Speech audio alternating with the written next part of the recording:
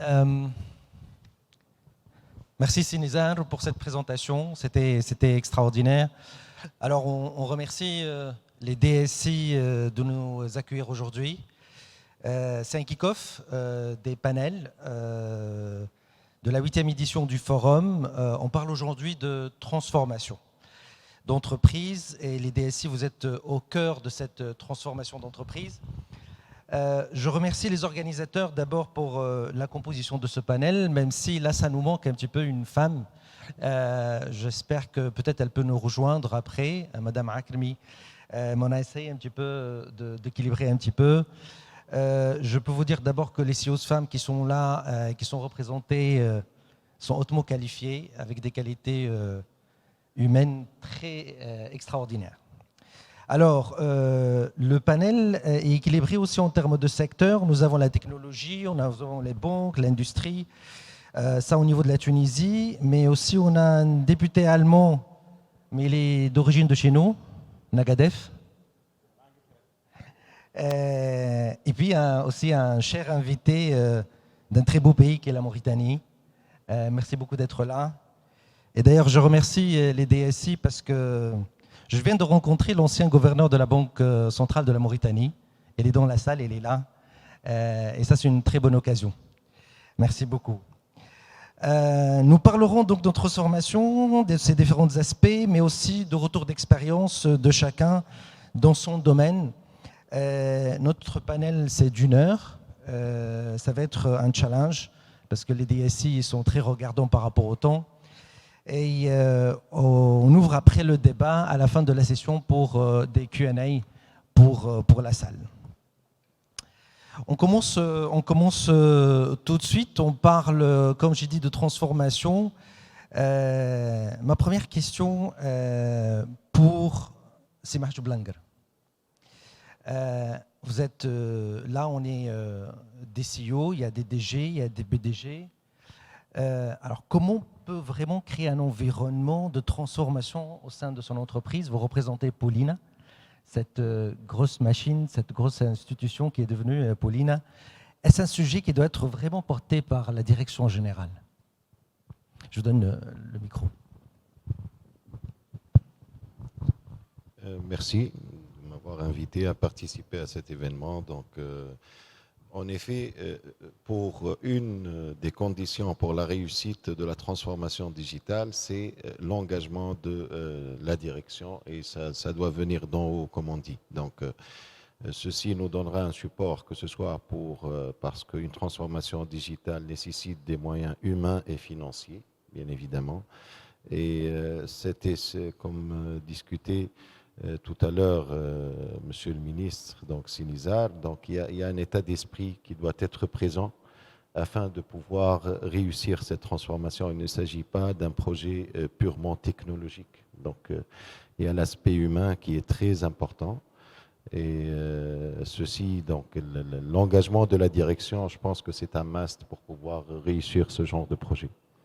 Très bien, merci beaucoup. Madame Bouaziz, vous représentez le secteur bancaire. Le secteur bancaire, il est très important pour le développement un petit peu de l'économie. Ce secteur, le secteur d'éthique, qui présente aussi une opportunité pour l'économie tunisienne. Comment les banques peuvent vraiment accompagner ce secteur dans sa transformation? Merci à tout le bureau de la DSI qui m'a offert cette occasion de participer à ce forum ô combien important, aussi bien dans le domaine pour les CIO, mais également à l'échelle du pays, parce que ça permet non seulement à des participants tunisiens locaux, mais également à des participants internationaux. Allah yarham si Abdouheb Ben Ayed, qui était en fait à l'origine de ce forum de la DSI. Excusez ma longue introduction qui s'impose compte tenu des apports de ce forum pour la communauté. Et donc par rapport à la question relative à ce que font les banques pour le développement du domaine de la TIC, les banques ainsi que la Banque centrale tunisienne et grâce au développement de la régulation qui est portée par, non seulement par les intervenants dans le domaine de la TIC, mais également grâce à la Banque centrale tunisienne que nous sommes en train de bien évoluer ces derniers temps. Bien sûr, les banques sont là pour encourager non seulement les intervenants dans ce domaine-là en les finançant, parce que les banques sont connues par leur premier rôle, c'est le financement, mais les banques aujourd'hui sont en train de se transformer elles aussi. Oui. Elles sont en train de se transformer et ça s'impose aux banques pour pouvoir survivre. Absolument. Et donc, elles se transforment grâce aux intervenants dans le domaine de la TIC. Donc, elles se transforment grâce à eux, mais elle intervient également à les aider à évoluer et à avoir leur place non seulement en Tunisie, mais également à l'échelle internationale. Donc aujourd'hui, peut-être que la Tunisie, elle sert comme le premier terrain de développement de ces boîtes qui sont spécialisées dans ces domaines-là. Et ça permet, puisque on parle de transformation, on parle d'amélioration continue. Donc, on parle de versionning, on parle de l'agilité. Oui. Et donc, tout ça permet à ces boîtes et à ces startups, disons, fintech et sociétés informatiques d'évoluer à l'échelle de la Tunisie. Mais également, on leur donne l'occasion et on les met en relief pour qu'ils aient leur place à l'échelle internationale. Et là, je peux citer l'exemple de notre banque qui est l'UIB. Elle est filiale du groupe Société Générale. Donc nous avons pas mal d'intervenants dans le domaine qui, après avoir traité avec l'UIB et travaillé avec les collaborateurs de l'UIB en étroite collaboration pour développer à l'UIB les briques digitales, par exemple, et j'en vois quelques-uns ici à la salle, et ils exposent également. Donc, après avoir fait leurs preuves au niveau de l'UIB, ça leur a permis d'avoir une place au niveau d'autres filiales, surtout en Afrique, oui. Au niveau de filiales du groupe Société Générale. D'accord, très bien. Excellent. En fait, on va revenir un petit peu aussi à quelques exemples des sociétés respectives, un petit peu comment vous avez fait un petit peu cette transformation au sein de cette entreprise-là. Et c'est important l'exemple de l'UIB de s'exporter un petit peu. Je reviens à M. Diaby. On a parlé un petit peu là avec le secteur privé. Vous représentez, vous êtes un officiel, vous êtes un député allemand. Justement, cette transformation d'entreprise est-elle un souci vraiment que du secteur privé ou doit-elle vraiment être une stratégie d'État ? Ouais, donc permettez-moi d'abord de dire merci pour cette invitation à la DSI et aussi au nom de ma délégation que j'ai accompagnée ici à travers notre association EMA, donc ça veut dire l'Europe Méditerranée, arabe, des associations, en fait des pays qui concernent donc l'Afrique du Nord de manière générale. Donc l'association s'engage ici et j'ai l'honneur d'accompagner cette délégation composée d'investisseurs et des experts allemands qui sont là. Donc d'abord tout ça. Bon, la première question que vous avez posée, donc je pense que sur ce domaine, ce qui est très très important, c'est dire que les actions qui sont à faire, ce sont des actions qui doivent être un peu globales. Donc nous, au niveau du gouvernement allemand, dans la nouvelle coopération de coalition comme nous l'appelons, nous avons donc remarqué, donc c'était en 2021, on a remarqué que nous avons besoin vraiment de nouveaux départs, on appelle nouveau départ numérique, nouveau départ digital. Bon, l'Allemagne en tant qu'un pays industrialisé, un des plus grands pays industrialisés du monde, qui remarque qu'il a besoin de nouveaux départs. Donc ça veut dire que nous avons reconnu les défis qui sont à lever. Monsieur le ministre a parlé évoqué beaucoup de points. Et de notre côté, c'est ça en fait le résultat de ce contrat que nous avons formulé pour les 4 prochaines années. Donc il s'agit là de reconnaître que nous avons beaucoup de défis à lever. La première est de voir sur le plan de l'administration, est-ce que nos administrations fonctionnent vraiment comme une administration du 21e siècle. Quand on remarque qu'après lors de la pandémie, même en Allemagne, nous avons senti que vraiment sur le plan de la digitalisation, on a beaucoup de choses à faire. Et les communications entre les services de santé n'ont pas bien marché. Pour faire les tests, pour faire les vaccins, on a vu que vraiment il n'y a pas de communication. Dans les écoles qui ont été, la formation a été interrompue parce que les élèves n'avaient pas accès à des infrastructures digitales. Donc tout ça, ça veut dire que nous avons reconnu ce défi et maintenant le plan que nous avons établi, c'est que premièrement, il faut qu'on ait un budget digital. La deuxième, c'est qu'il faut que toutes les lois que nous faisons, nous allons les mettre sous contrôle digital, donc digital check comme on dit ça en allemand. Donc ça, c'est vraiment c'est un résultat que nous avons reconnu au niveau de l'Allemagne. Et la dernière chose que je veux dire, nous appliquons ça aussi dans notre politique de la coopération internationale et le développement. Je suis donc dans cette commission et aussi dans la commission pour les affaires étrangères.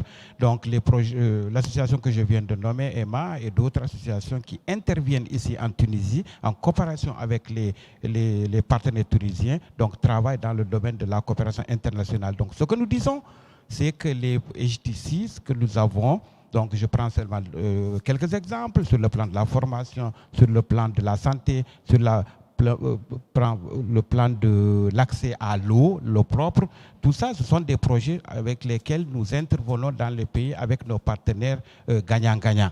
Donc sur ce plan-là, il est très important pour nous de voir comment est-ce que les choses se passent dans ces pays, comment sont les structures, comment fonctionne l'administration. Donc c'est la deuxième fois que moi je viens ici en Tunisie et j'ai remarqué, monsieur le ministre l'a dit aussi, voilà, il y a beaucoup de potentiel. Ce potentiel, il faut les utiliser. Il faut créer les conditions pour utiliser ça aussi bien sur le plan du public que sur le plan du privé. Donc tous ces deux aspects-là sont importants pour moi. Excellent.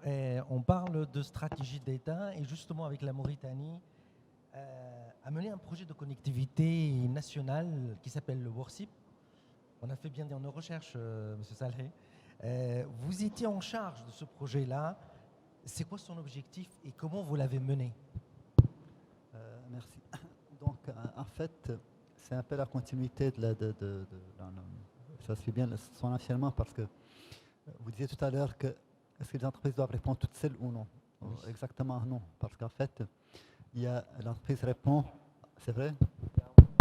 Un peu le micro. C'est bon? Bon, ça ne marche pas non plus. Non, c'est bon, c'est bon. Juste lever un petit peu le voix.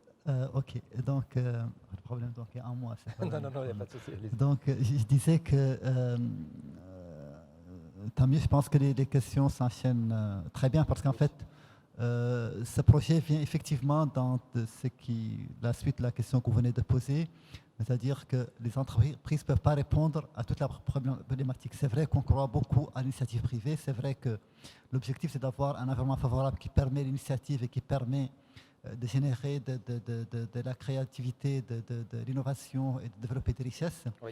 Mais il y a des problèmes globaux. Par exemple, la connectivité est un enjeu global. On ne peut pas demander aux entreprises d'être performantes et d'innover si on ne met pas les conditions, si elles ne peuvent pas accéder dans des conditions vraiment adéquates à une bonne connectivité. Donc, le projet WORSIP, donc de façon très résumée pour ne pas faire très long, l'objectif était de discuter avec les opérateurs, discuter avec les utilisateurs aussi pour déjà faire quelque chose qui répond aux besoins les plus urgents de tout ce monde-là et aussi de mettre un backbone tout en ayant comme objectif d'arriver à une gestion privée. Ne pas alourdir l'État par une gestion publique des infrastructures, et c'est ce qui a été mis en place. L'objectif global du projet que vous demandez, l'objectif global, c'est d'élargir l'accès au très haut débit dans le pays et développer les usages, parce qu'il ne suffit pas de mettre en place du haut débit, mais il faut que les usages se développent et mettre en place une gestion privée, en tout cas très compétitive des infrastructures. C'est ce que nous avons mis en place. Donc en termes d'impact, l'impact recherché qui a été plus ou moins atteint, c'est une réduction des coûts, une augmentation de la qualité des débits, etc., etc. Et donc répondre globalement à des enjeux globaux sans lesquels l'entreprise ne peut pas travailler. On parlait ce matin des enjeux. Les enjeux, c'est la cybersécurité, c'est comment les gens vont être prêts pour utiliser l'intelligence artificielle. Ça, c'est des choses que l'État doit mettre en place. Il faut former les gens, il faut accompagner les gens, etc., etc. Absolument, très très bien.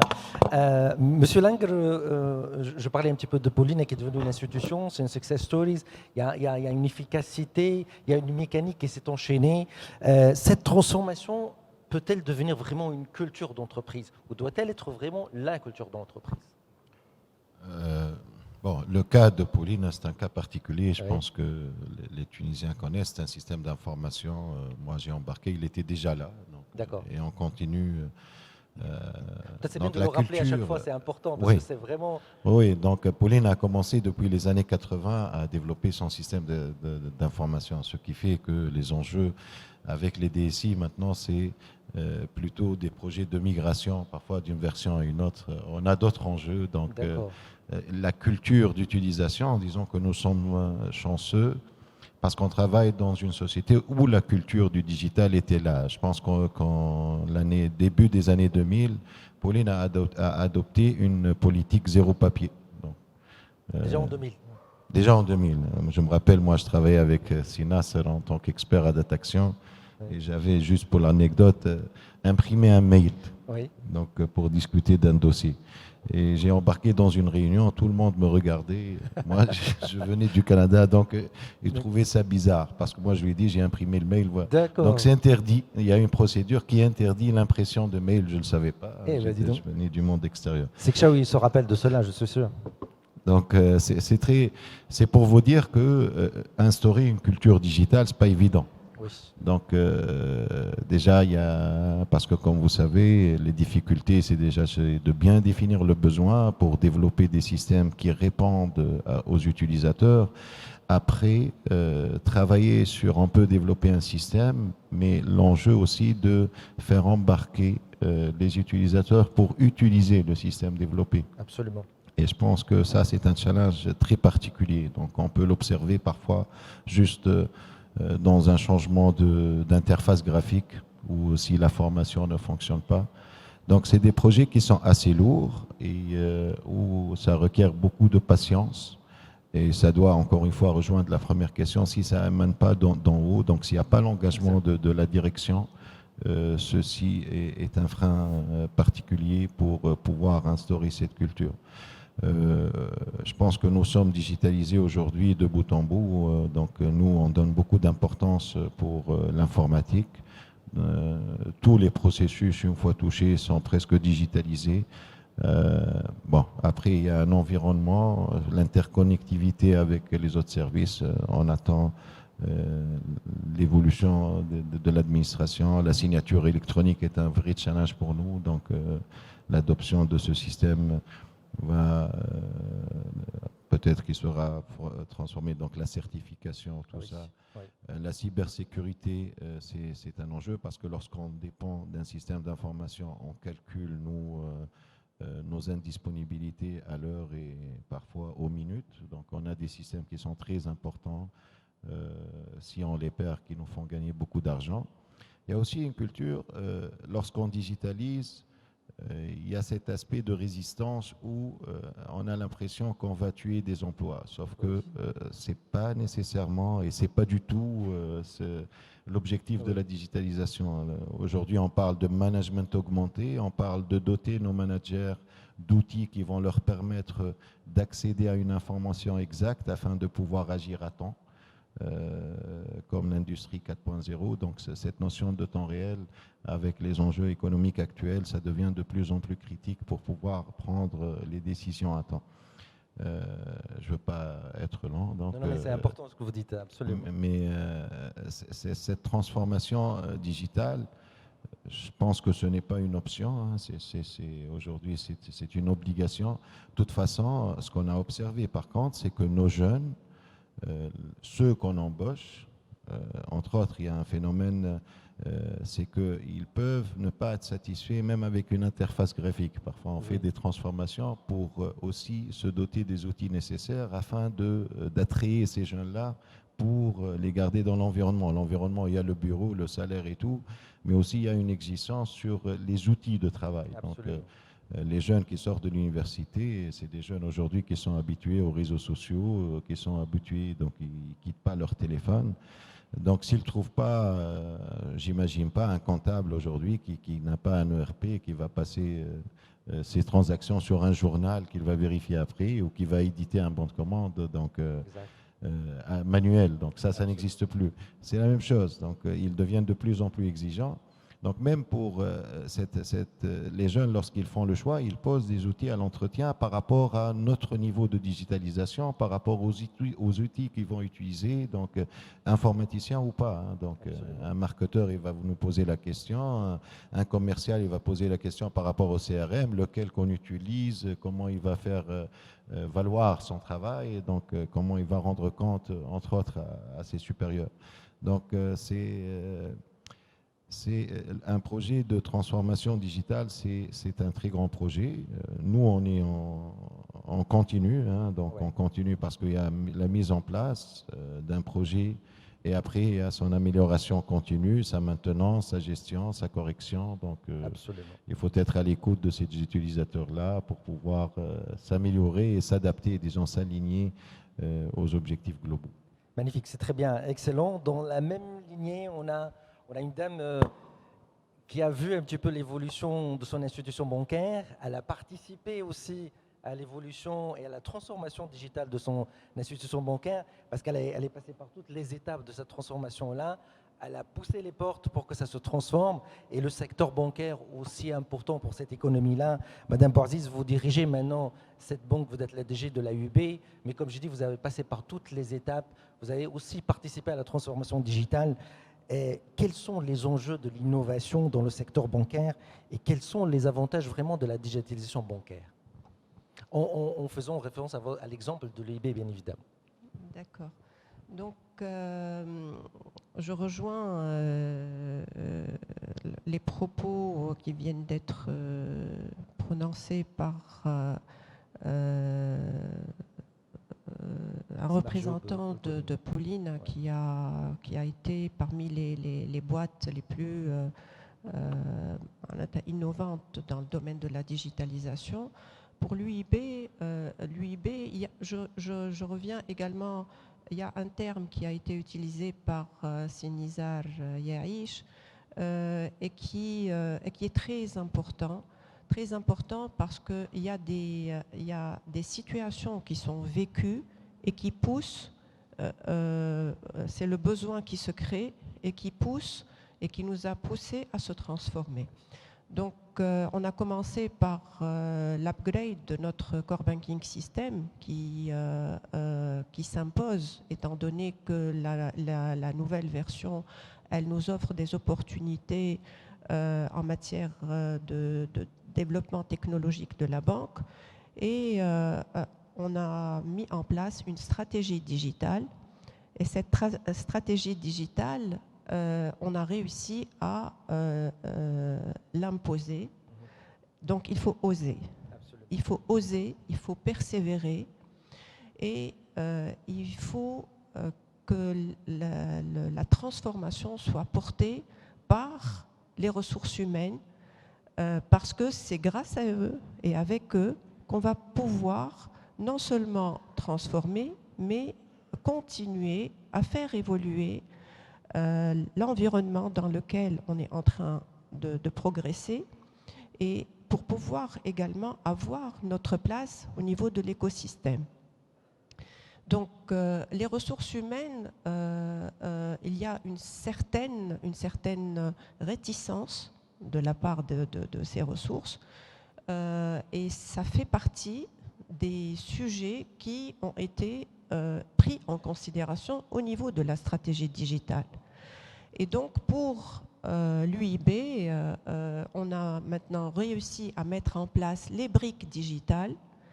Et ces briques digitales vont nous permettre de poursuivre notre évolution parce qu'ils vont nous faciliter la tâche, étant donné que la dématérialisation, zéro papier, la mise en place d'une gestion électronique des documents, la mise en place de la signature électronique au niveau de la banque pour pouvoir traiter des use cases en utilisant la signature électronique. On évite le déplacement du client.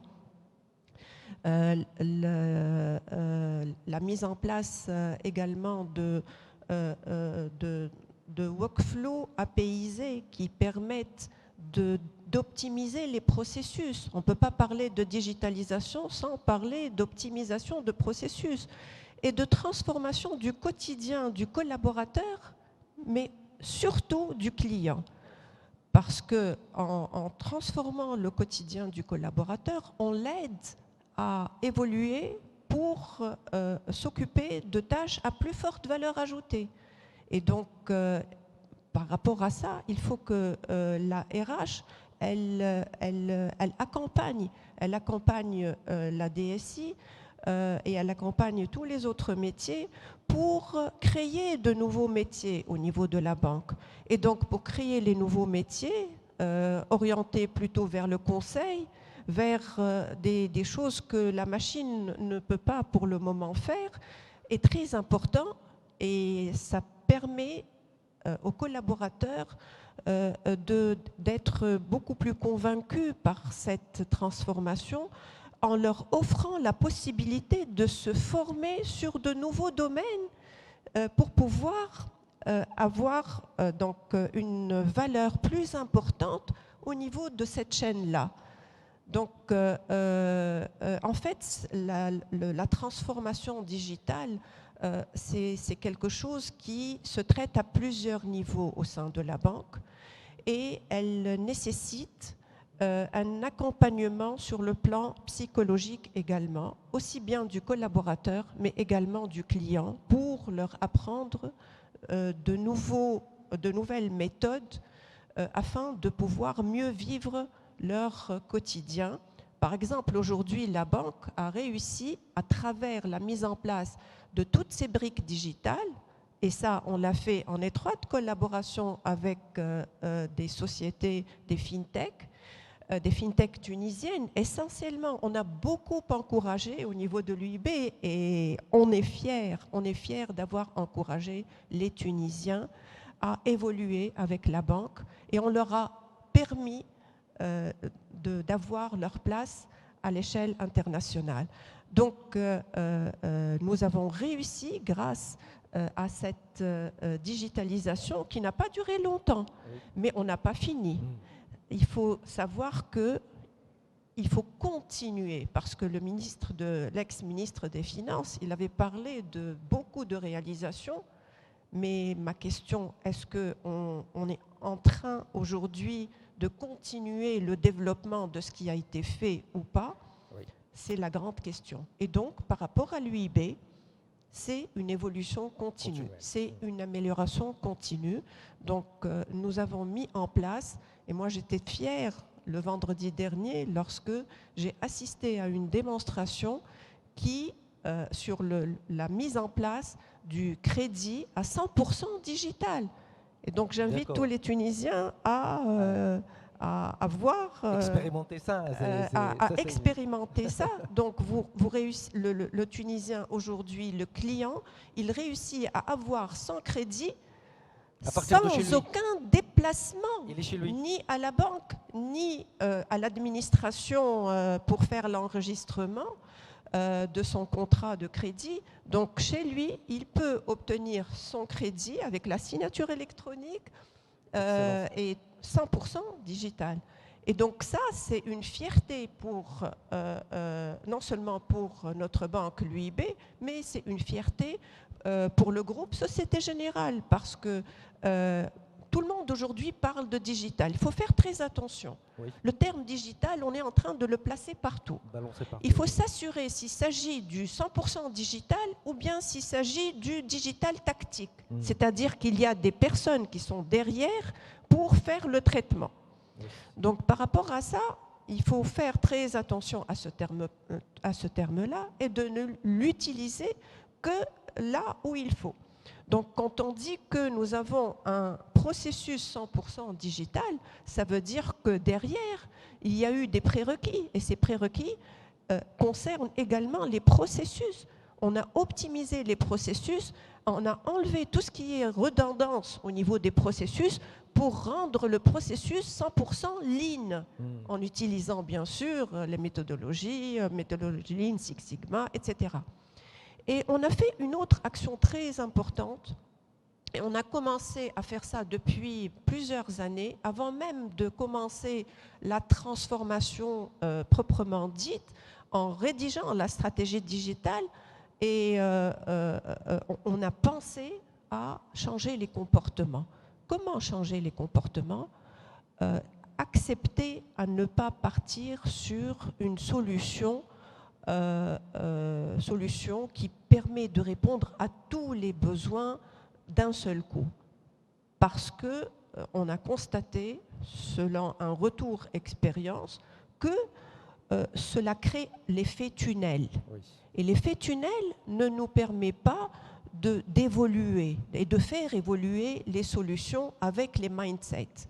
Donc on a beaucoup investi sur l'approche agile en recourant à un cabinet tunisien, enfin tuniso, je pense, c'est une représentation tunisienne en tout cas. Et on a commencé par former les collaborateurs sur cette approche-là, approche agile qui permet de partir sur un minimum ça permet de répondre au minimum des besoins et ça permet également de revoir en continu en s'adaptant avec le besoin du client et le besoin du collaborateur. Et donc, il y a un phénomène très important auquel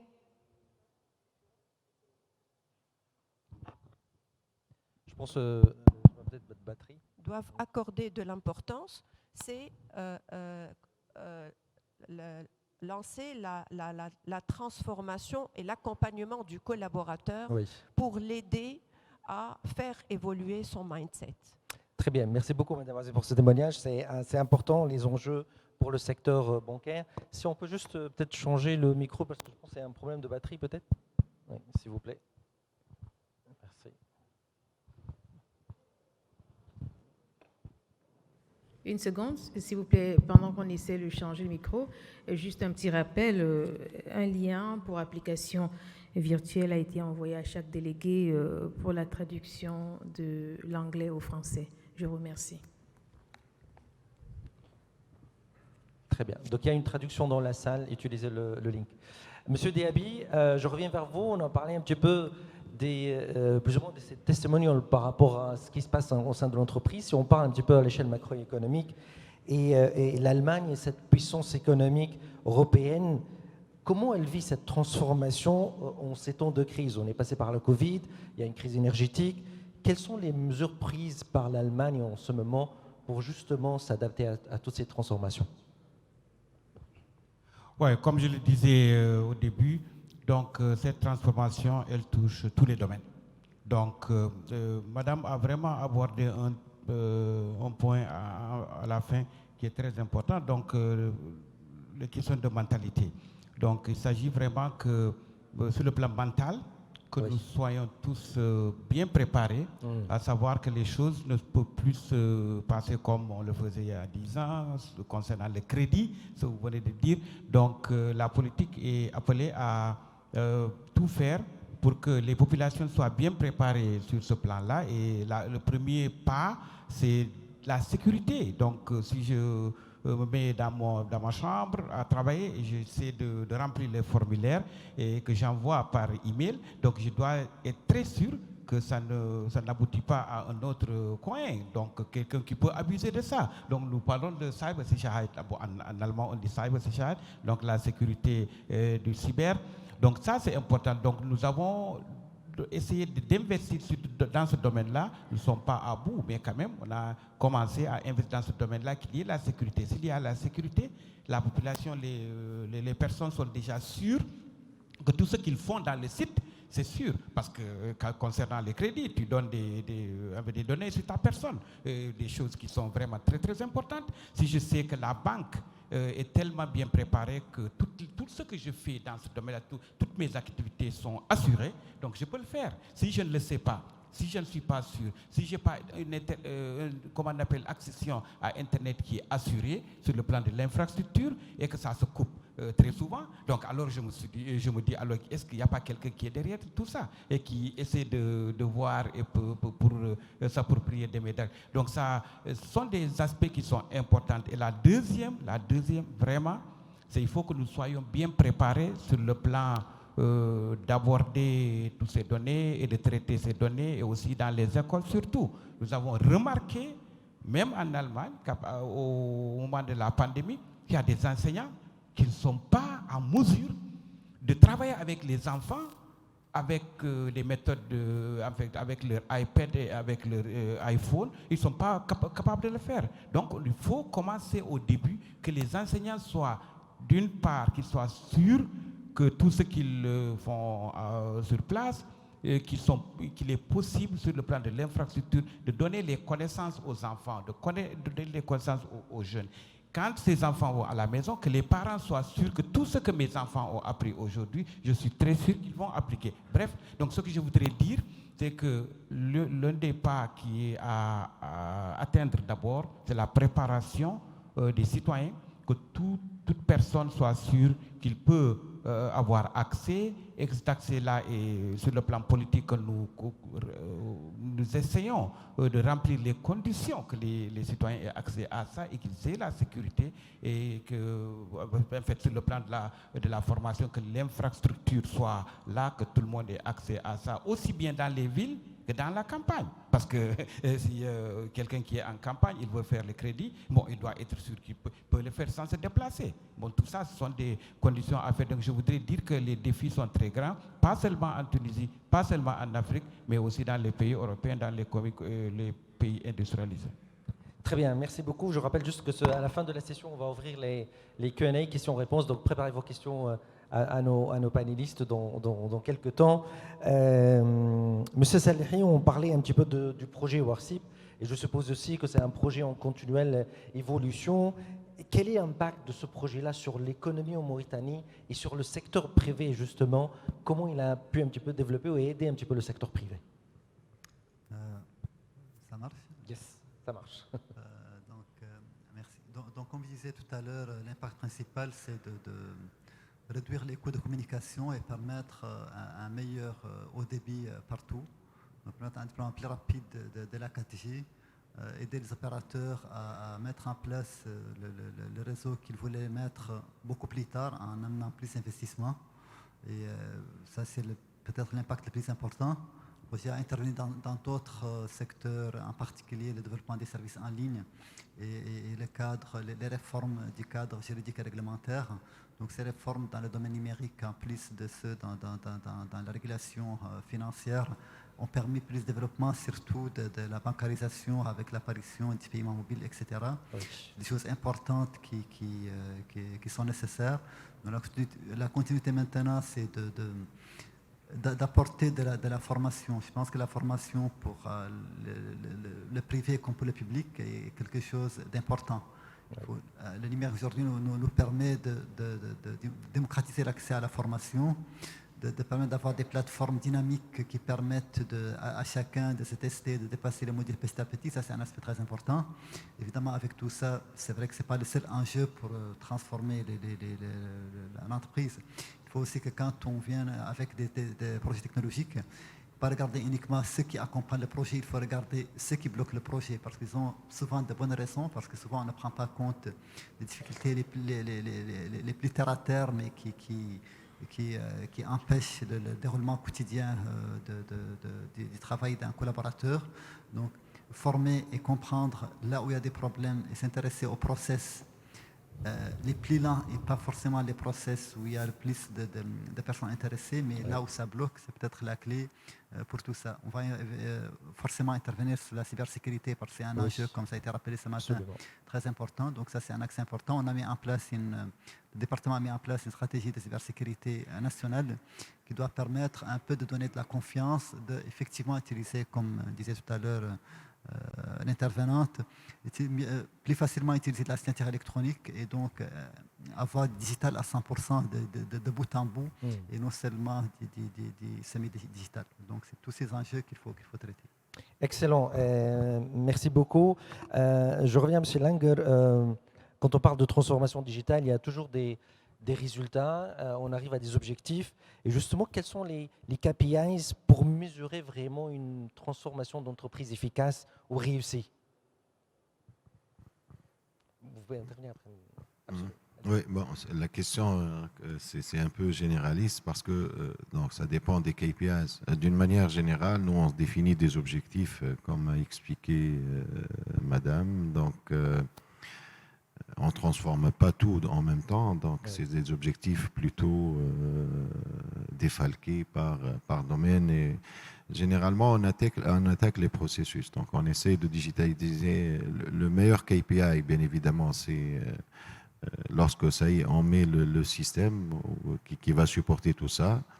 Et l'élément le plus important pour moi, c'est le taux d'utilisation, l'adaptation. Donc le système, comment il est utilisé et quels sont les résultats escomptés. Ça, c'est le côté digitalisation pure et dure. Je ne parle pas de l'aspect financier. Ou que le retour sur investissement, ça se fait autrement. Donc, mais je pense que le taux d'utilisation et l'adoption du système, le retour des utilisateurs, le nombre de réclamations, c'est à peu près ce tableau de bord qu'on suit. Par rapport à la mise en place. Je pense qu'il y a 2 ans, on a essayé de digitaliser. Nous, il y a la prise de commande. Donc, on a le Mazra qui est connu, donc la plus grande société dans le groupe. Et cette prise de commande-là, il y a derrière au moins 50 personnes là, qui répondent aux coups de fil, qui vont passer des commandes sur le système. Et souvent, donc, lorsqu'on entre les commandes, on va entrer seulement, on sait, je dirais, un article qui est, disons, en rupture, on ne va pas avoir ce taux de satisfaction. Et pour encourager nos clients à passer les commandes sur le système, on était obligé de donner, donc on est arrivé jusqu'à un élément de motivation en gratuité pour ceux pour les encourager. Donc il y a une résistance parfois dans la culture.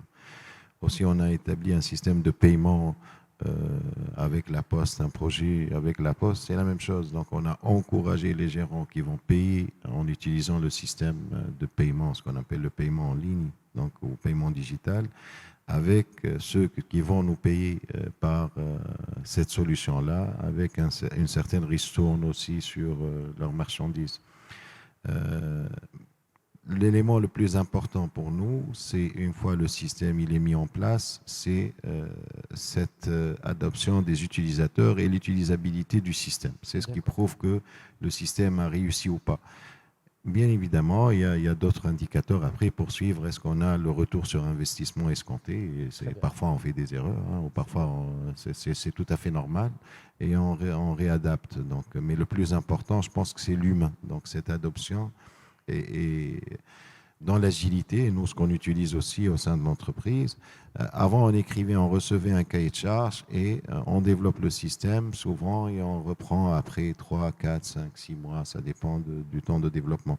Aujourd'hui, on a adopté ce qu'on appelle la notion du product owner. Donc, dans le projet, au cours de développement, on a un métier et lui, comme le propriétaire du produit, autrement dit, qui fait des réunions assez fréquentes avec l'équipe de développement pour pouvoir suivre, répondre aux besoins. Vous savez, toujours lorsqu'on écrit un cahier de charge, ça reste que ce qu'on écrit, ça va représenter, disons, 90% de ce qu'on pense. Donc, il y a cette difficulté. Parfois, lorsqu'on voit la chose, on change, on voit la maquette. Donc, il y a ça aussi qui qui fait en sorte qu'on essaye d'impliquer les utilisateurs tout au long du cycle de développement. D'accord. Ceci facilite beaucoup l'adoption du système après. C'est mieux que de développer, de partir d'un cahier de charge, revenir après 2 mois. Souvent, lorsqu'on va mettre en place le système, on va avoir cette résistance qui est naturelle dans la gestion du changement. Donc, le fait d'impliquer les utilisateurs dès le départ, même en cours de développement, ça facilite beaucoup après l'adoption du système. Donc, ils vont pouvoir participer en quelque sorte à cette transformation. Donc, l'approche participative, c'est ce qui va les encourager plutôt à adopter le système. Très bien, merci beaucoup. Madame Boisé, vous voulez rajouter quelque chose? Oui, s'il vous plaît. Allez-y. Oui. En fait, moi, je voudrais répondre à 2 points. Le point relatif à la sécurisation du système d'information. Oui. Dès qu'on commence à parler de transformation digitale, il faudrait faire évoluer la sécurité du système d'information. Et bien sûr, il y a beaucoup de jalons dans le développement. Il y a même des programmes que nous appelons auprès du groupe Société Générale Darwin 1, Darwin 2, mais c'est une liste à la Prévert de mise en place de processus, d'outillage au niveau de l'infrastructure informatique. Surtout, c'est les principaux intervenants sur la sécurisation du système d'information. On est en étroite collaboration avec les spécialistes de la sécurité, et on en a, Dieu seul sait, on a des spécialistes d'audit de la sécurité système d'information tunisiens et qui sont appelés à intervenir même à l'échelle internationale et qui sont en train de nous accompagner pour nous assurer que tous nos processus sont bien sécurisés. Mais on n'est jamais à l'abri parce que la cybersécurité, elle est en train de beaucoup évoluer et elle a beaucoup évolué avec la Covid qui nous a imposé des interventions à distance. Je peux citer qu'au niveau de la banque, il y a des domaines ou des modules qui ne peuvent pas être pris en charge à partir de l'extérieur. Donc on a continué, et là je cite mes équipes ou les équipes qui utilisent beaucoup le core banking system, étaient obligés de se déplacer en agence pour éviter les risques d'intrusion. Et avant de mettre en place n'importe quelle application, nous faisons appel à ces boîtes spécialistes en cybersécurité pour faire des pen tests et s'assurer qu'il n'y a pas de risque d'intrusion. Et ça, c'est très important. D'ailleurs, nous perdons beaucoup de temps par rapport aux confrères parce que nous accordons beaucoup d'importance à ce volet-là et on ne peut basculer en production qu'après avoir reçu le tampon de ces boîtes-là et reçu le tampon. Il y a un comité nouveau produit qui est là où nous avons une intervention à distance de la part des spécialistes cybersécurité du groupe Société Générale pour pouvoir mettre en production nos outils qui risquent d'exposer la banque et donc on essaie de se protéger contre ces risques d'intrusion. D'accord. Le deuxième volet sur lequel j'ai souhaité intervenir, c'est comment suivre l'utilisation de ce que nous sommes en train de mettre en production comme produits digitaux au service du client. Par exemple, le mobile banking, qui est une solution 100% tunisienne également. Là où on a fait appel à une fintech tunisienne, avec le groupe Société Générale, moi j'ai reçu un message de la part du responsable sécurité et système d'information au niveau du groupe Société Générale, le jour du kick-off du mobile banking pour lancer le projet, parce que je n'avais pas utilisé une solution du groupe qui, pour eux, elle est bien testée, elle a fait ses preuves, etc.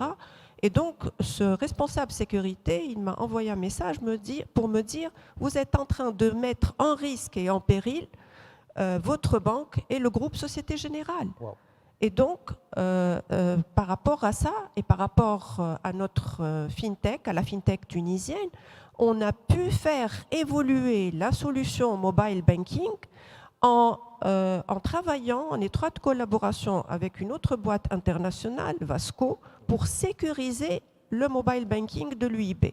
Ça nous a coûté un peu plus cher, mais nous avons pu lancer le mobile banking de l'UIB. C'est une solution qui est sécurisée, elle est transparente, elle est disponible 24/7. En parallèle, je peux me permettre de dire, et là, c'est quelque chose que je n'arrête pas de répéter au niveau de mes équipes.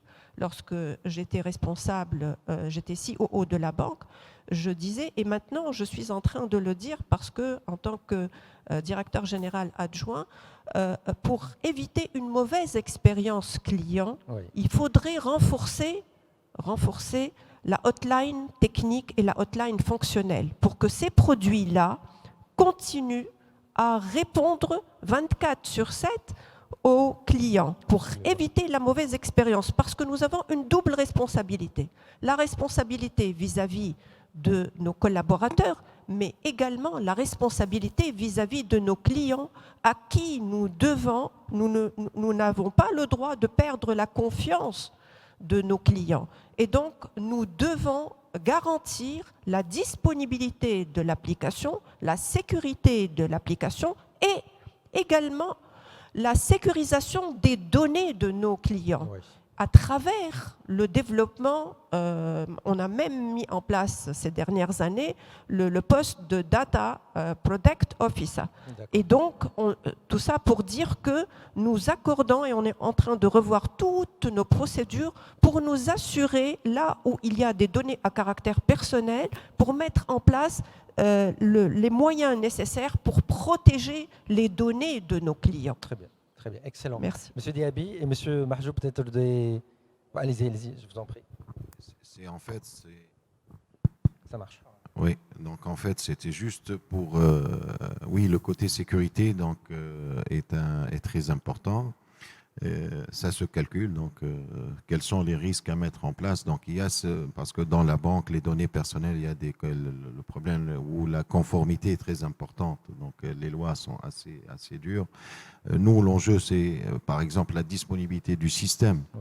Parce qu'une fois on digitalise, il faut en tenir compte le jour où ce système-là ne fonctionne pas pour une raison ou une autre. Hein, donc ou l'interconnectivité même, parce qu'on dépend des opérateurs télécoms, il faut prévoir une double connexion, donc il faut prévoir des mécanismes de protection pour assurer cette disponibilité du système, une fois, parce que généralement les utilisateurs, une fois formés à l'utilisation du système, encore une fois ça rejoint l'engagement des nouveaux collaborateurs, par moment, lorsque le système est en panne pour une raison ou une autre, donc il faut toujours prévoir comment on prend la backup avec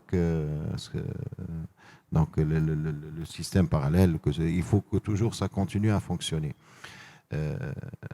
Ce qui est surprenant, une pratique, disons, qui va réduire beaucoup les risques, c'est tout simplement prévoir un site de backup. Donc, oui. Il faut avoir toujours pensé en double. Hein, donc, il faut absolument...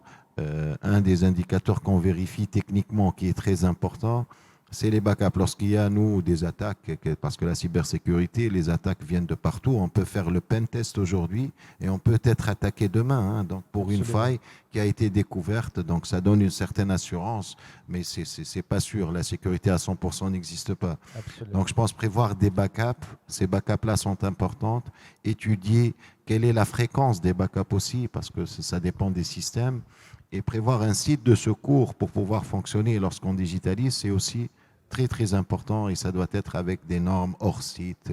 Et donc c'est un élément très important absolument, en fait. Hein, donc, absolument. Merci pour ce point. Monsieur Diaby.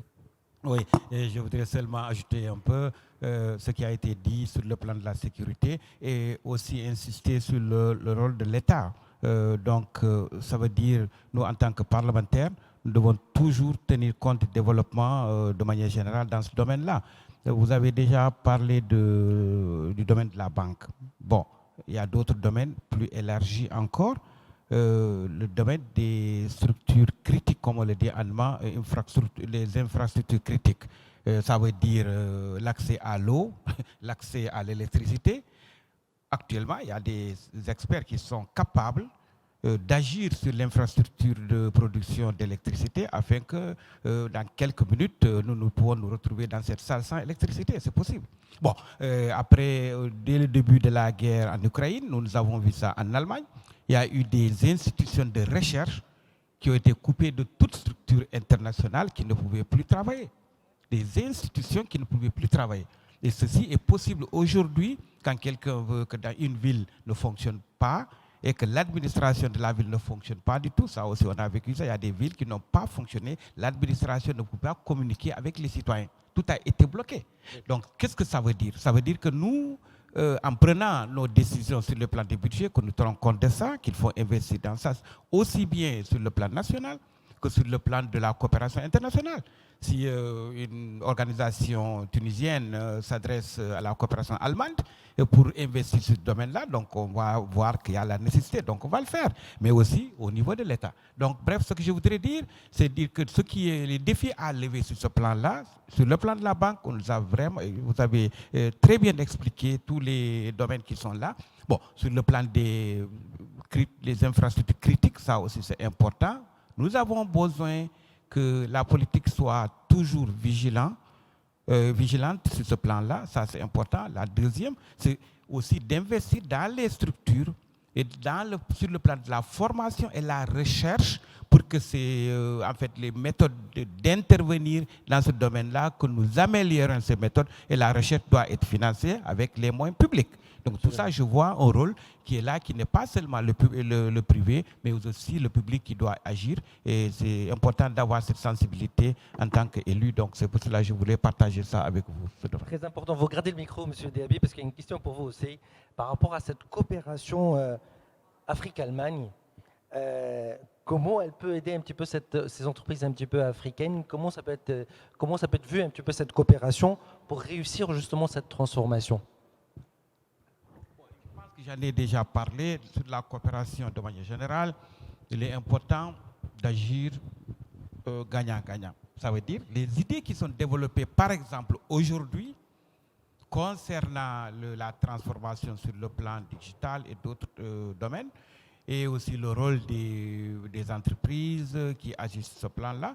Bon, sur ce domaine-là, donc nous tenons compte de ça. Quelles sont les aspirations, quelles sont les nouvelles idées, quels sont les besoins sur place, et aussi de ne pas venir avec nos concepts, avec les textes qui sont déjà bien formulés, en disant que voilà ce que nous voulons faire dans les 4 années à venir. Donc si vous faites ça, vous avez de l'argent. Par exemple, c'est pas ça. Ça s'est dépassé. Ce sont des politiques il y a 20 ans, il y a 30 ans. Actuellement, ce qui est important, c'est de savoir qu'est-ce que les partenaires veulent faire. Où sont les défis à lever? Et donc, nous agissons sur ça.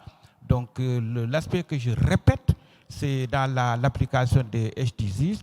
Donc, ça veut dire sur ce plan-là, il y a beaucoup de domaines. J'avais déjà parlé de ces domaines. La formation, l'accès aux infrastructures, l'accès à l'eau et la formation pour les jeunes et les femmes.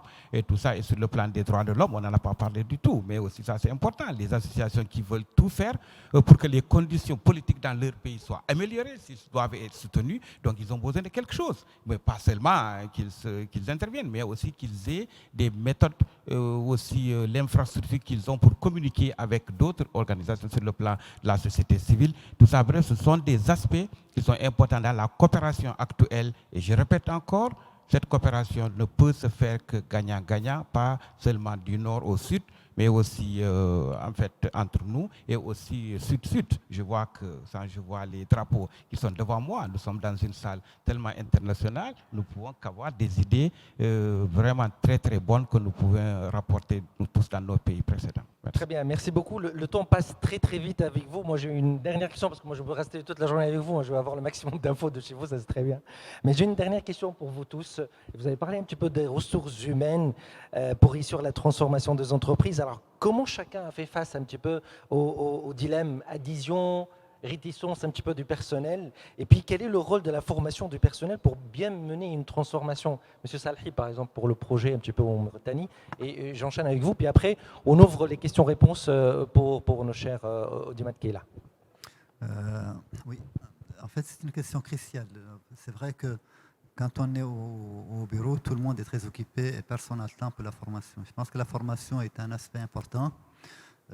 qui a sa place et qui devient une obligation. C'est-à-dire aujourd'hui, comme je disais tout à l'heure, avec les plateformes, on peut facilement permettre à chacun de se former un peu à son rythme, mais quand même, il y a des deadlines, il y a des objectifs de façon trimestrielle et annuelle que chacun doit passer et doit obtenir. Ça doit aussi être accompagné par des encouragements. C'est-à-dire celui qui obtient telle certification ou tel niveau ou autre niveau, cela devrait se répercuter sur son avancement globalement. Donc ça, c'est quelque chose qui est très important et qui ne concerne pas uniquement les cadres techniques de l'entreprise ou de l'administration, ça concerne tous les acteurs. Ça, c'est un aspect important. Par rapport à la gestion des changements, comme je disais tout à l'heure, il faut faire attention à là où n'essayez pas uniquement d'identifier les gens qui accompagnent, qui sont contents du changement, mais aussi ceux qui n'accompagnent pas, parce que souvent ils ont de bonnes raisons qu'il faut bien mesurer et tester. Très bien, c'est Marjo.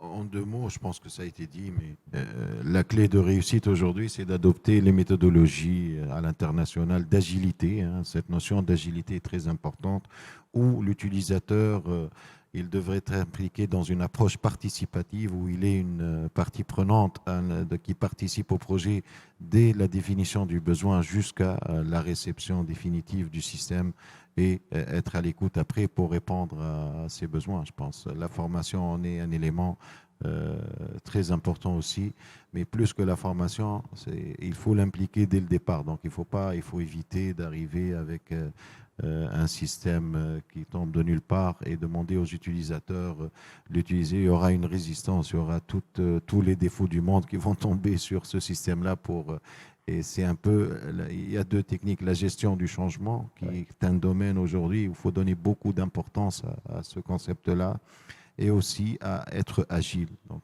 dans notre cas à nous, c'est un challenge, parce que là, c'est une structure assez lourde qui existe depuis un bon nombre d'années. Donc, cette agilité, l'avoir, je pense que c'est le même cas pour une banque, elle en a parlé tout à l'heure, Madame Hem, donc ce n'est pas évident du tout, mais c'est un projet, donc on continue. Donc il faut que ça soit une entreprise agile pour pouvoir supporter cette digitalisation. Très bien. Monsieur Diaby. Ouais, donc notre contribution est vraiment de réduire les barrières de l'accession aux structures pour que la transformation réussisse. Parce que quand il y a des barrières partout, les personnes n'ont pas la possibilité d'avoir accès. Donc, sur le plan de la formation, j'étais pendant 8 ans dans la commission pour la recherche et la formation au Parlement, les années dernières. Donc, on a tout fait pour quand même au niveau des écoles, au niveau du primaire, mais aussi des centres de formation professionnelle, les enseignants, les élèves et tout le personnel, qu'ils aient vraiment accès à tous les produits, à ces produits qui leur permettent aussi de pouvoir se mettre en route pour cette transformation. Donc ça, c'est la contribution que j'avais faite avec mes collègues, mes collaborateurs. Sur ce plan-là, je pense qu'on doit continuer dans tous les autres domaines, et sur le plan de la coopération où je suis actuellement, donc nous continuons dans ce domaine-là. Très bien. Madame Bazis, s'il vous plaît. On a parlé de conduite de changement avec les collaborateurs, mais on a fait de la conduite du changement avec la gouvernance de la banque. On a commencé à parler innovation lorsque, au sein de la banque, on avait d'autres priorités. Et on a réussi, en étroite collaboration avec nos équipes, à imposer l'innovation et à imposer la création d'un InnoLab by UIB. On a essayé de consacrer des ressources dédiées à ce InnoLab by UIB. On nous a dit, faites vos preuves et par la suite, on va vous dédier des ressources. Et on a fait nos preuves et on a réussi l'année dernière, je pense, à nommer un responsable InnoLab by UIB, et on a réussi à consacrer quelques heures dans le planning des collaborateurs pour qu'ils le consacrent à l'innovation.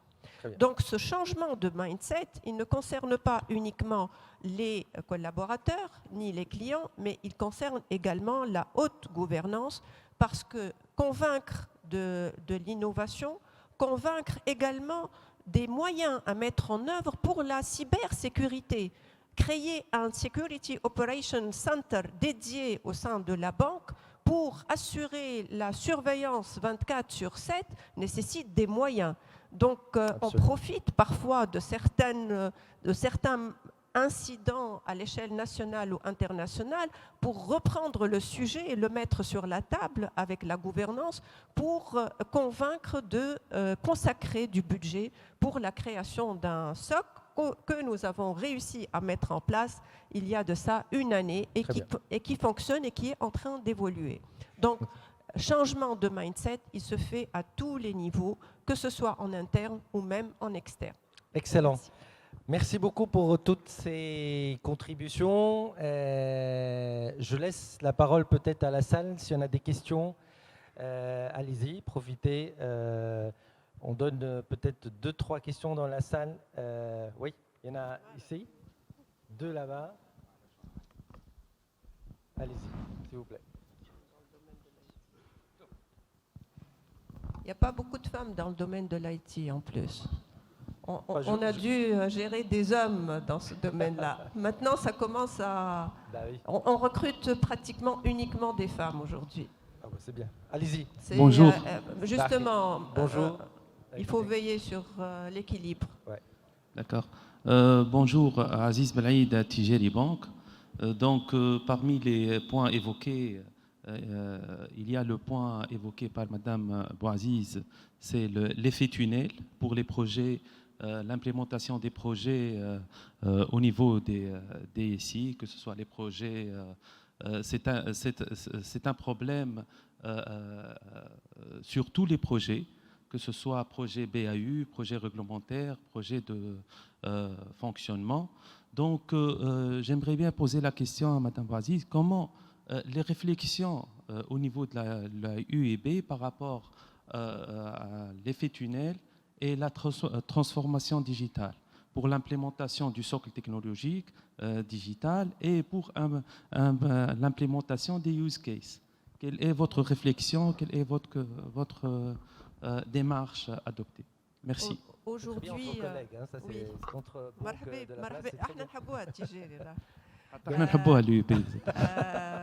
en fait, justement, maintenant, avec le retour expérience que nous avons, on faisait, personnellement, j'ai commencé à faire, j'ai été introduite dans ce monde-là depuis novembre 2003.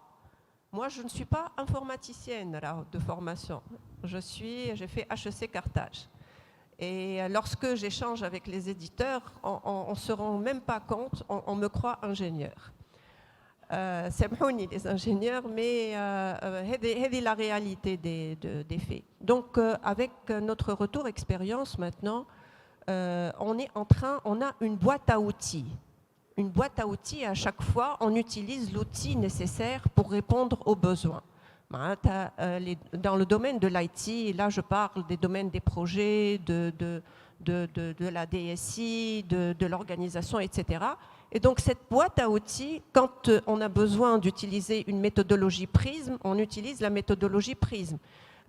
Au sein de la méthodologie PRISM, j'ai été également, à part le fait que je sois COO, on m'a nommée directrice du projet de la migration. Donc, la méthodologie utilisée, c'est un projet très lourd de migration. On est passé de la V9.0 vers la V11. Et on était la première filiale du groupe Société Générale à migrer sur la V11. Et c'était risqué. Le groupe n'a pas accepté ce défi. Il a demandé à ce que la banque ne bascule pas sur la V11, elle bascule sur la V10. À la Khatr, il n'y avait aucune banque de la place, aucune banque ni de la place ni du groupe qui était partie sur cette version qui n'a pas été testée. Donc on avait commencé on a utilisé la méthodologie PRISM et en cours de route, j'avais besoin de changer d'outil, donc j'avais besoin de changer d'approche sur certains domaines. La migration, elle est composée de plusieurs briques. Donc, j'ouvrais ma boîte à outils sans que personne ne s'en aperçoive et je mettais de l'agile pour pouvoir avancer sur certaines parties du puzzle pour qu'à la fin, j'arrive à rassembler les différentes parties du puzzle et faire la migration du core banking system. Tout ça pour vous dire que avec l'expérience, on arrive à adapter la méthodologie avec le besoin en tant qu'expert IT. Très bien. Question là-bas, et puis après une question ici. Ok. Je Micro, prends... c'est bon, micro, très bien. Ok. Donc, on a, alors, juste pour vous dire qu'on a 3 questions, là et là, parce que nos panélistes aussi, ils ont des obligations. Vous pouvez après continuer, peut-être discuter avec eux. Donc, question ici, là et là-bas. Allez-y, je vous en prie. Ok, c'est Mohamed Ali. Donc, question rapide, merci pour l'ensemble des interventions. Ma question, c'est, jusque-là, on est en train de parler transformation digitale, mais ces dernières années, ça devient plutôt la transformation de l'entreprise. Et on a senti ça sur les discussions du panel. Ça veut dire que c'est une transformation multidimensionnelle où il y a du culturel. On a parlé du culturel au sein de l'entreprise. Oui. On a parlé de la transformation du système d'information. Il a parlé de ça. Des process également, métiers, l'automatisation des process métiers. Il y a également une autre dimension, c'est l'organisationnel qui doit accompagner tout ça. Mais essentiellement, ma question, c'est l'axe managérial, c'est la transformation managériale. Et on a parlé un tout petit peu, ça veut dire c'est sensibiliser les managers de l'entreprise. Comment cet axe-là peut être porteur de cette transformation, de sa réussite? Merci Ma beaucoup question, pour la peut-être je m'adresse à Silanger.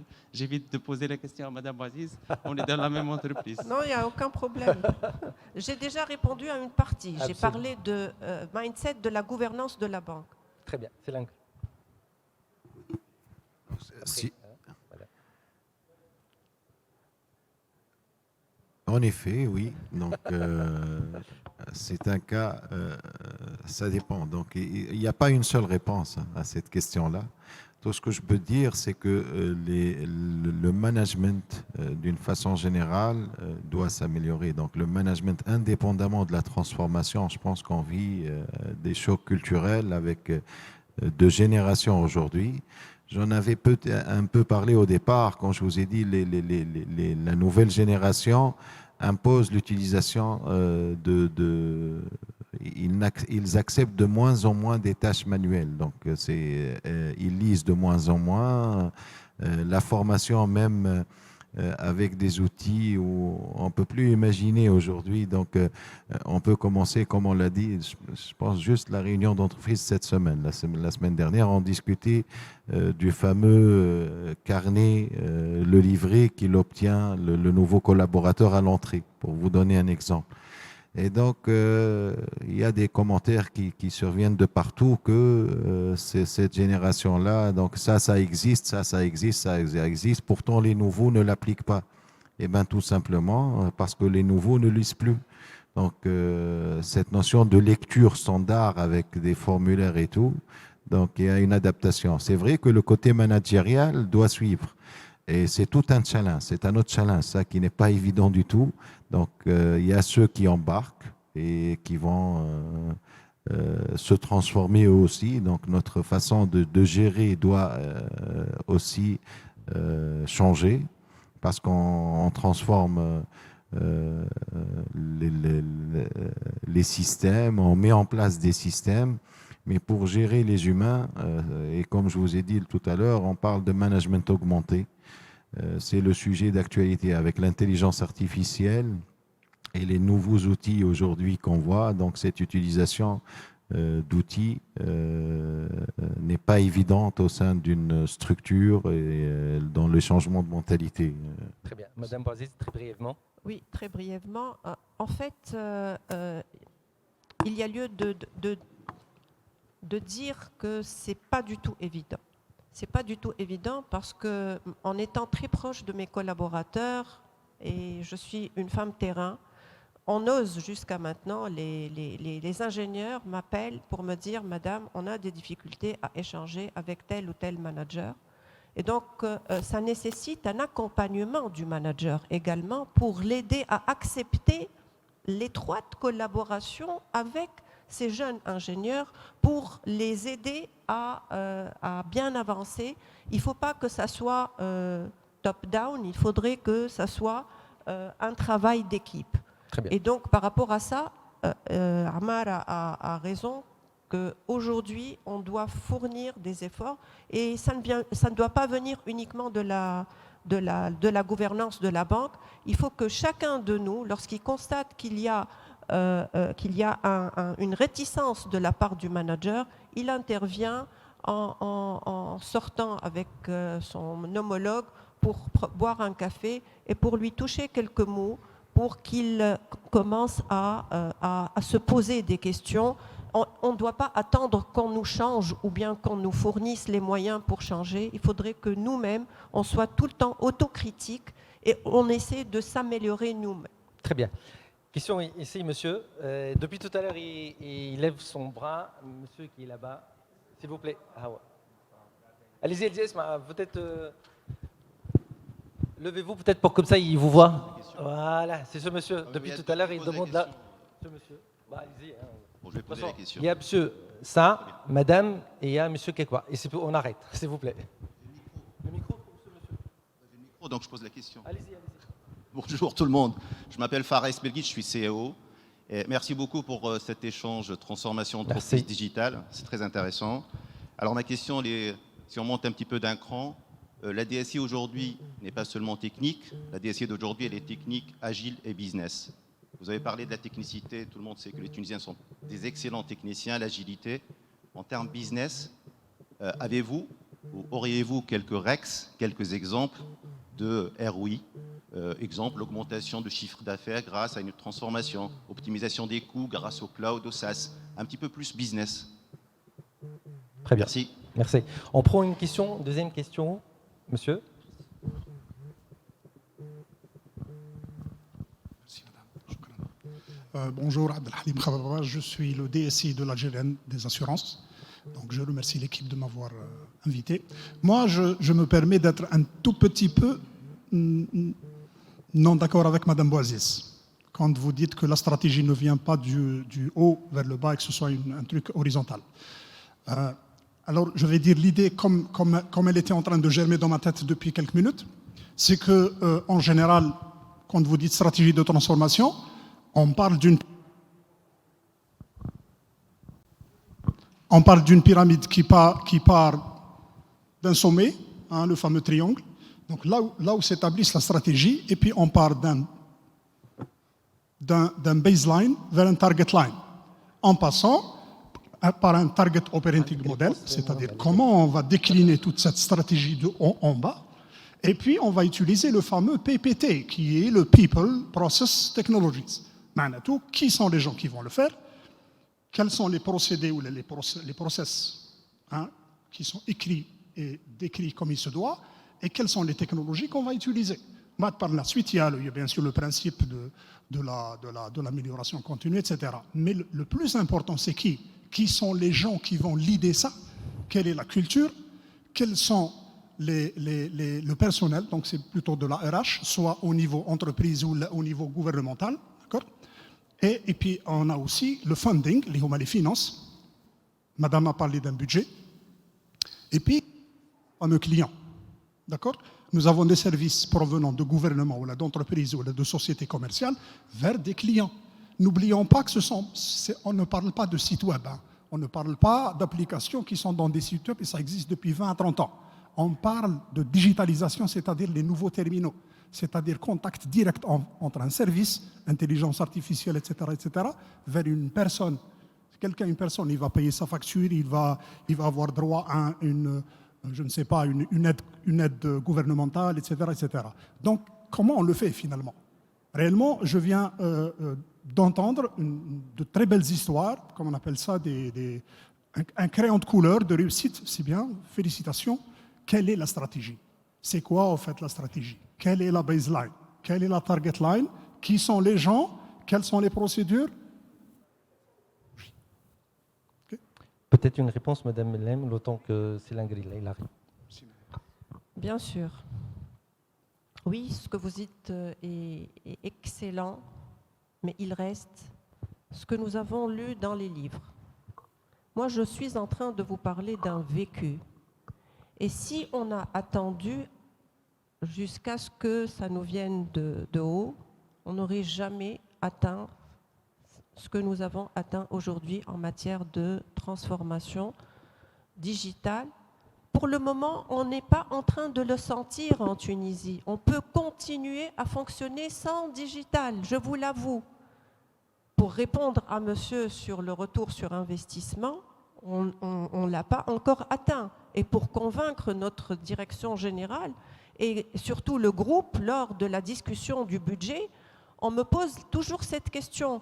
Lorsqu'on va investir pour faire de la transformation digitale de bout en bout, combien on va gagner? Moi, je réponds, il ne faut pas pour le moment penser à combien on va gagner. On va dépenser aujourd'hui pour gagner demain, pour pouvoir transformer et pour pouvoir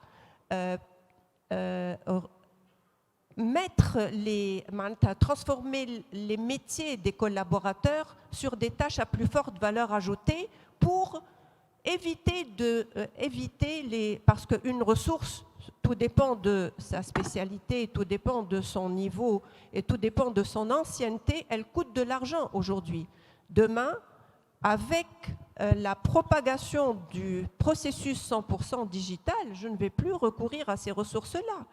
Et donc, je vais pouvoir assurer en faisant des gains sur ces ressources-là. C'est le minimum. Quand on fait l'étude, une opération de caisse, elle nous coûte combien? Combien de temps et combien d'argent? Donc, on connaît le coût d'une opération de caisse. Demain, lorsque on va mesurer le déport, aujourd'hui, l'UIB est en train de déporter le retrait espèce à hauteur de 70%. 70% des opérations de retrait guichet sont réalisées à distance. Ce n'est pas maintenant qu'on va commencer à mesurer le retour sur investissement.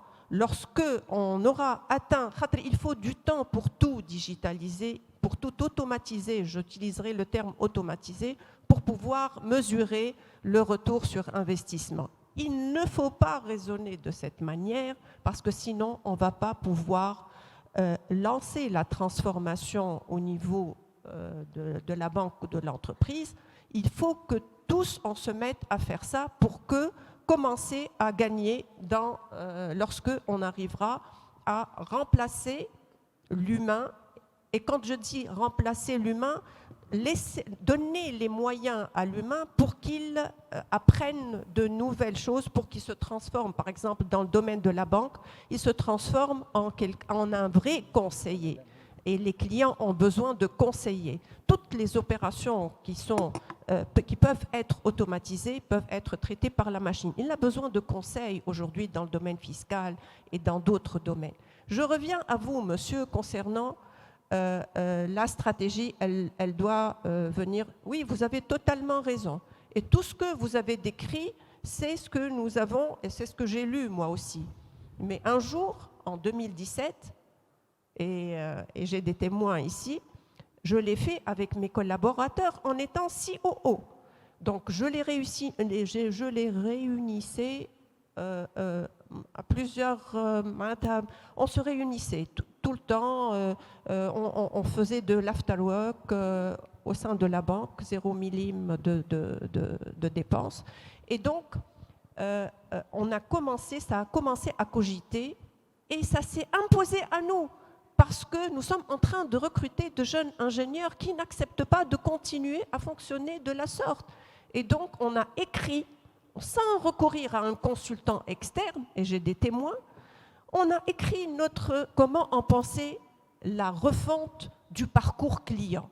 On a commencé par identifier 18 parcours du client, en commençant par les parcours les plus utilisés par le client qui se déplace pour verser de l'argent, qui a besoin de faire une demande de chéquier, il se déplace pour faire une demande de crédit. Et donc, on s'est dit comment on va procéder pour pouvoir digitaliser. Et sur ça, on avait les différentes briques organisationnelles, briques procédurales, briques ressources humaines, briques data, parce qu'on n'avait pas de spécialiste data. Il fallait recruter un spécialiste data. Il fallait outiller en lançant des consultations pour acquérir la data vise, la data analytics, etc. Et tout ça, on l'a écrit noir sur blanc. Et Dieu seul sait, on a passé 3 mois à échanger avec la direction générale et avec le business de la banque pour qu'il nous valide ça. Et au mois de décembre 2017, ça a été validé par le conseil d'administration. Pour nous, Très bien, très bien. on ne l'a pas fait top-down, mais c'est venu du down presque pour pouvoir... Et aujourd'hui, on est arrivé à installer toutes les briques digitales et on a commencé à déployer des outils et à répondre à des besoins du client d'une manière tout à fait digitale. Vous allez me poser la question, est-ce que vous avez gagné, vous avez perdu? Aujourd'hui, on ne peut pas évaluer parce que le jour où on arrive à avoir un certain pourcentage de clients qui utilisent les outils digitaux et qui ne se déplacent plus à la banque, ce jour-là, on pourrait dire, et on est en train de mesurer le déport, mesurer l'usage de la consultation du compte. Au lieu de se déplacer à l'agence pour demander un extrait de compte, il le fait chez lui, il a son relevé de compte. Voilà, donc bref. Merci beaucoup. En fait, vous pouvez continuer. Alors, il nous reste 3 minutes. 3 minutes. Alors, il y a une question, madame ici et monsieur là-bas. On commence par la dame, s'il vous plaît, parce qu'elle était avant. Puis après, monsieur, s'il vous plaît, très bref. Une réponse très brève. Il nous reste 3 minutes. Bonjour à tous. J'ai une question pour madame Bouazizi. D'abord, je vous félicite pour votre... Je suis madame Bouaziz. Bouaziz. Je ne suis pas Bouazizi. Surtout pas ça. Bouaziz. Voilà, là. Je vous félicite d'abord pour votre expérience honorable. Je vous considère comme une fierté pour les femmes, comme tu es dans ce domaine. Je travaille à la Caisse de dépôt et de développement. Nous entenons une transformation numérique. Pour cela, je vous pose la question, quels sont selon vous les facteurs de réussite d'une transformation digitale? Merci. Merci beaucoup. Monsieur? Alors, Mehdi Mzrani du Rose Blanche Group. Moi, je voudrais profiter de la présence d'un parlementaire d'un pays ami pour lui poser la question, dans un monde où l'innovation va beaucoup plus vite que la législation, comment la législation fait pour s'adapter, pour justement être un peu plus agile et suivre le train de l'innovation? En fait, aussi bien lors de son intervention si riche que hier lors du baromètre, on a parlé de l'utilisation des drones, pour répondre aux besoins de l'agriculture qui se montre comme étant quelque chose qui peut avoir un usage qui est très intéressant. Comment faire justement alors que dans notre pays, par exemple, l'utilisation de drones est très réglementée, etc. Merci. Alors on va commencer, c'est Mahjoub 30 secondes pour les ROI, Madame Bouaziz pour notre ami de la Mauritanie, et puis on termine par Monsieur Diaby. En 30 secondes, s'il vous plaît. Oui, nous, rapidement, donc, il y a plusieurs systèmes qui nous ont fait gagner beaucoup d'argent. Je donne juste un exemple où on a digitalisé la partie, nous on reçoit des navires de graines, maïs, soja et tout, et les frais de surestarie donc, du bateau sont très importants. Donc on a digitalisé pour la gestion du transport, pour pouvoir vider ce bateau-là. Donc une petite solution qui nous a fait gagner des centaines de milliers de dollars, disons, par an. Donc, pendant le Covid, on a développé la vente en ligne de nos magasins. Donc on a eu une augmentation de 20% du chiffre d'affaires. Les exemples sont multiples et il y a un retour sur investissement parfois monétaire, il y a d'autres. Hein, donc, c'est pas tout comme monétise, comme a dit donc, le cas de Madame Elhem, c'est pas toujours évident. Parfois, c'est l'expérience utilisateur qui va vous rapporter dans quelques années. Donc, parfois, c'est un alignement par rapport au marché. Donc, on ne calcule pas toujours ce retour sur investissement direct. Il y a parfois un retour indirect qu'on n'observe pas directement sur le digital. Très bien. Madame Bouaziz, 30 secondes, s'il vous plaît. Après, vous pouvez continuer un petit peu les débats, bien sûr. Oui. Donc, comment mesurer donc, est-ce qu'on a réussi à assurer cette transformation, oui ou pas, d'une manière tout à fait honnête et sincère? Aujourd'hui, et c'est ce que j'ai dit à monsieur, il faut du temps pour pouvoir avoir ce retour sur investissement. Et quel est ce temps-là? Ça va avec le changement des mindsets, le changement des usages des clients. C'est-à-dire lorsque mon client ne vient plus à l'agence pour faire un retrait ou pour demander un relevé ou un extrait ou pour demander un crédit, c'est à partir de ce moment-là, nous sommes en train de suivre ces indicateurs. Par exemple, on est en train de mesurer le déport de l'activité du guichet vers les canaux à distance. Donc, on n'est pas maintenant à un stade, et il ne faut pas c'est-à-dire, moi, j'ai beaucoup négocié avec la gouvernance de la banque et du groupe Société Générale. Maintenant, on ne me parle pas de retour sur investissement. Maintenant, il y a un passage obligatoire qu'il ne faut pas discuter. Il faut dépenser sur la transformation digitale et pour pouvoir aider et le collaborateur et le client à changer de comportement. Donc c'est à partir d'un certain moment, aujourd'hui on est à 70% de déport. Donc je pense qu'on est arrivé à un stade qui n'est pas mal, mais on n'a pas encore atteint notre objectif. Le jour où nos agences, il y a des banques qui sont en train de fermer des agences aujourd'hui. Il y a des banques telles que BNP Paribas est en train de fermer des agences. Ouais.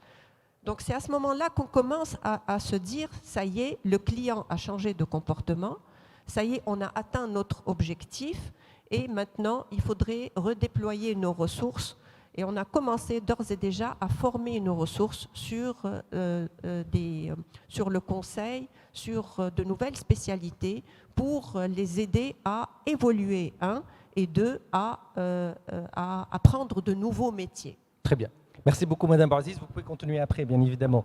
Monsieur Diaby, en 20 secondes. Une seule phrase. Evelyne, reprenez le micro, s'il vous plaît. De manière très brève. Et donc, vous aviez parlé d'un exemple de restriction. Je pense que ces exemples existent dans tous les pays du monde. Je viens de l'Allemagne, comme vous savez.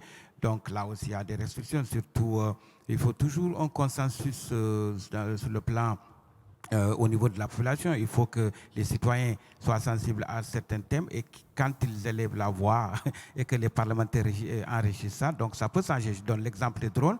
Par exemple, en Allemagne aussi, moi j'ai vu la toute première fois dans ma vie un drone dans la nature, c'était en Égypte, en 2018. En Allemagne, je n'ai jamais vu les drones. Donc ça veut dire qu'il y a des pays qui ne sont pas...